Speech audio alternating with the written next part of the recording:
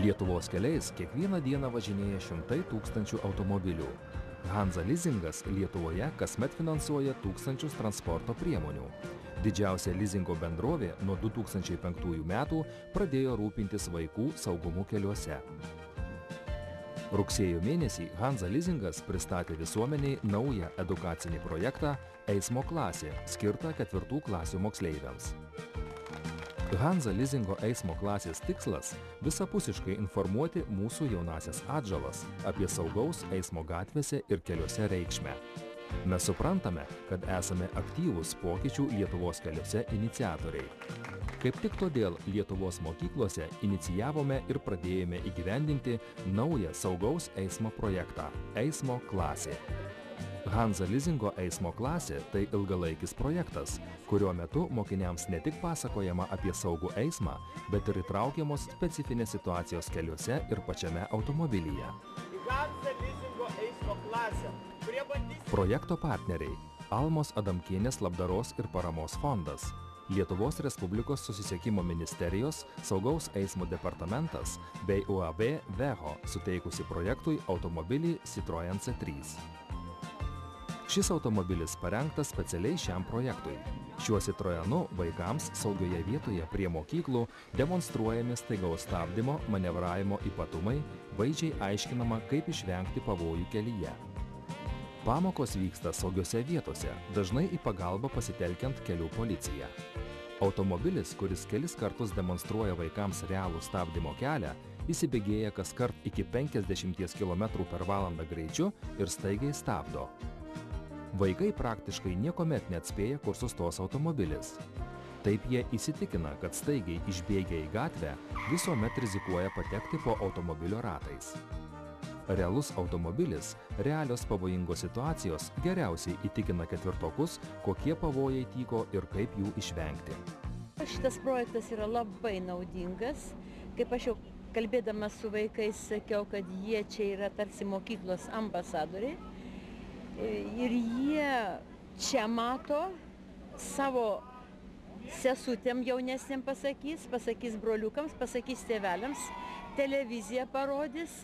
Ir labai opus klausimas, kad apsaugokim vaikus, kurį finansuoja Hansa Lizinga, yra sveikintinas, o ponios Almos vardu noriu tik tai padėkoti. 4 klasių moksleiviai jau savarankiškai išeina į gatves. Visgi 10-mečiai vaikai, būdami nedidelio ūgio, negali gerai matyti, kas vyksta aplink juos, o ir juos pačius dažnai sunku pastebėti. Suaugusiems praverstų bent kartą paeiti gatvę pritūpusiems ir pažvelgti į kelių eismą vaikų akimis, suvokti, kaip jis jaučiasi gatvėje. Vaikų kojos trumpesnės, todėl eidami per gatvę turi žengti daugiau žingsnių ir tam jiems reikia daugiau laiko. Tokio amžiaus vaikai mato ir girdi kitaip. Jų regos laukas daug siauresnis, jie aiškiai neskiria įvairių garsų. Pirmokai dažnai neskiria sąvokų į kairę ir į dešinę. Paprastai jie skirti išmokstama maždaug nuo 10 metų. Eismo klasės pamokos vyksta visoje Lietuvoje, kaimuose ir miestuose. Jos vyks tiek pavasarį, tiek rudenį, tol kol oro sąlygos yra palankios. Vienas automobilis per rudens sezoną aplanko apie 70 mokyklų. Taip eismo klasėje vien per rudenį sudalyvauja apie 2000 moksleivių.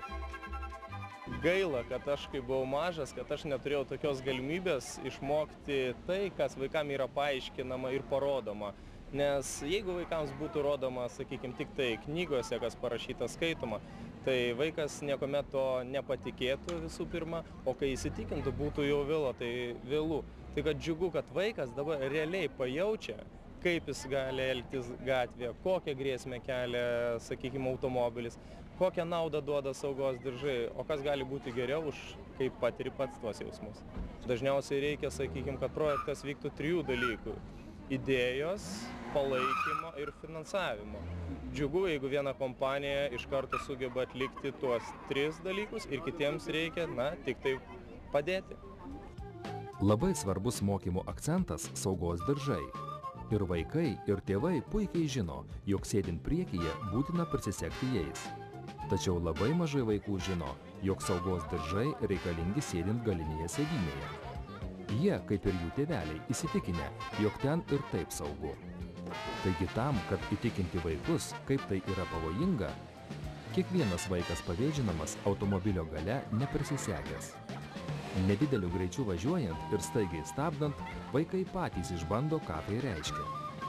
Žinoma, po šio eksperimento vaikai informuojami, kad jeigu automobilis staigiai stabdytų lėkdamas 100 km/h greičiu, greičiausiai jie net išlėktų per priekinį langą. Visuomet atsiranda gudrių vaikų, kurie netiki, jog eismo klasės instruktorius sąžiningai stabdė automobilį. Tuomet toks drąsuolis savo kailiu išbando stabdymą. Po tokio sąžiningo stabdymo visos abejonės dingsta ir net patys nepatikliausi ketvirtokai įsitikina, jog situacija iš tiesų labai pavojinga. Atrodo, kad dirbtinai, bet iš tikrųjų ne. Tai va, kai sėdė, tai taip atsipalaidavęs, tai bum gal. Labiau skauda, kai trenkėsi atgal galvo, o ne į priekį. Nemalonu labai. O man net iš karto pasidarė bloga. Tikimės, kad tokia investicija į vaikų žinias leis sumažinti nelaimingų atsitikimų Lietuvos keliuose skaičių.